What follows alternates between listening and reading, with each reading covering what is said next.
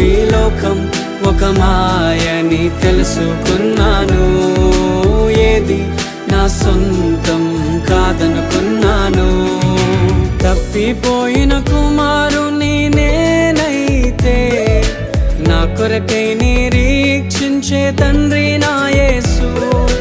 తప్పిపోయిన కుమారుని నేనైతే నా కొరకై నిరీక్షించే తండ్రి నా యేసు.